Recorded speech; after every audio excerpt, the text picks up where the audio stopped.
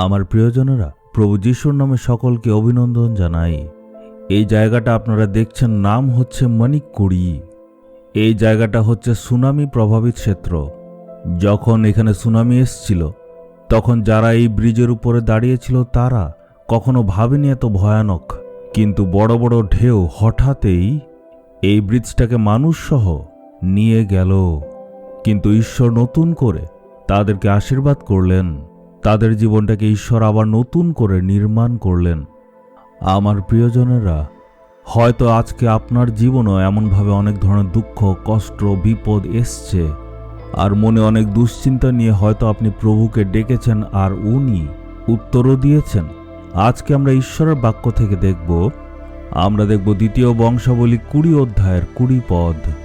তোমাদের ঈশ্বর সদাপ্রভুর উপর বিশ্বাস রাখো আর তিনি তোমাদের তুলে ধরবেন। আজকে হয়তো আপনার জীবনের পরিস্থিতি ঠিক না, কোনো কিছুই স্থির নয়, কোনো কিছুতেই আপনার উন্নতি নেই। আপনি ভাবছেন আমার জীবনে সেবা কাজে কোথাও স্থিরতা নেই, আর যা কাজে আমি করি সব কিছুতেই শুধু অসফলতা, কোনো কাজে স্থিরতা নেই। এটাই হয়তো আপনার জীবনের অভিজ্ঞতা। আপনি চিন্তায় আছেন কারণ কোনো কিছুই ঠিকভাবে হচ্ছে না। কারোর থাকার জায়গা নেই, কোনো চাকরি নেই, কোনো রোজগার নেই। আমরা এখন কি দেখলাম? বাক্য কি বলছে? বিশ্বাস রাখুন ঈশ্বরের উপর, তখন উনি আপনাকে তুলে ধরবেন। মানে একদিন ঈশ্বর আপনাকে তুলে ধরবেন, এটার উপর বিশ্বাস রাখতে হবে। একবার আমার একটা যুবকের সাথে পরিচয় হয়েছিল। সে তার পড়াশোনা সব শেষ করেছিল। আমি দেখলাম যে সে সব সময় খুব চিন্তার মধ্যে থাকে। তাই আমি তাকে একদিন গিয়ে বললাম, আমি তোমায় সাহায্য করতে চাই, তুমি যদি চাও আমাকে একদিন ডাকতে পারো। তখন সে আমায় বলল যে আমি যখন আমার পড়াশোনা শেষ করলাম, আমি ভাবলাম যে আমার জন্য রোজগার করার একটা রাস্তা খুলে যাবে, আমি ফট করে চাকরি পাবো, আমার জীবনে সব রকম আশীর্বাদ আমি পেয়ে যাব। কিন্তু আমি যে জায়গাতেই গেলাম, কিন্তু কোথাও কোনো স্থির কাজ পেলাম না। কিছুদিনের জন্য ছোটখাটো কাজ পেয়েছিলাম, কিন্তু এখন দুশ্চিন্তায় আছি। আমার মার আমি দেখভাল করতে পারছি না, কোনো স্থায়ী আমার রোজগার নেই। আমি আমার আত্মীয়দের কাছে গেলাম, তারা অনেক বড় বড় পদে আছে। আমি ভাবলাম তারা সাহায্য করতে পারবে, কিন্তু কিছুই হলো না। কেউই আমাকে সাহায্য করলো না। আর এখন আমি অসহায়। আমি তাকে বললাম, একজন ব্যক্তি আছেন যিনি তোমাকে এই পরিস্থিতি থেকে বের করতে পারেন, তিনি তোমার জীবনে সাহায্য করবেন।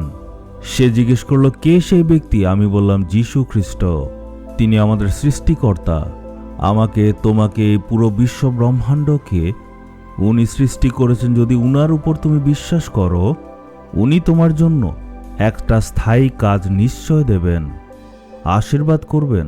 সে আমার কথা গ্রহণ করে বলল, হ্যাঁ, সদাপ্রভু ঈশ্বর হচ্ছেন আমার সৃষ্টিকর্তা, উনি আমার দুঃখকে পাল্টাতে পারেন, আর এটা আমি বিশ্বাস করি।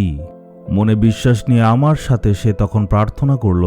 সেই যুবক তার জীবনকে সম্পূর্ণভাবে যিশুর হাতে সমর্পণ করে দিল আর প্রার্থনা করল। আর দেখুন, সেই যুবকের জীবনে ঈশ্বর আশ্চর্য কাজ করলেন। ঠিক কয়েকদিন পরেই সে একটা খুবই ভালো স্থায়ী চাকরি পেল, আর সে খুবই আনন্দিত হলো। আর ঠিক কয়েক মাস পরেই সে তার কাজে প্রমোশন পেয়ে গেল। আর তখন অনেক আনন্দের সহিত এসে মণ্ডলীতে সাক্ষ্য দিল। তারপর ঈশ্বর তাকে আরো অনেক বেশি করে আশীর্বাদ করলেন। একটা পরিবার হলো, বাচ্চা হলো। সেই যুবক যখন যিশুর উপর বিশ্বাস করল, তখন ঈশ্বর আশীর্বাদ করলেন। যদি আপনি সম্পূর্ণভাবে যিশুর উপর বিশ্বাস করেন, তখন দেখবেন শুধুমাত্র আশা না, আপনি একটা স্থায়ী সুন্দর জীবন পেতে পারেন। প্রার্থনা করি, হে প্রভু, সম্পূর্ণ মন দিয়ে আমি আপনাকে বিশ্বাস করি। আমার সম্পূর্ণ আশা আপনারই উপর, কারণ আপনিই আমার আশা। আমার জীবনের সকল পরিস্থিতি আপনি পাল্টাতে পারেন। আমার জীবনে আশীর্বাদের অভাব আছে, সে অভাবগুলি আপনি মিটিয়ে দিন আর আমার জীবনে আশীর্বাদ করুন। এই প্রার্থনা যিশুর নামে, আমেন, আমেন।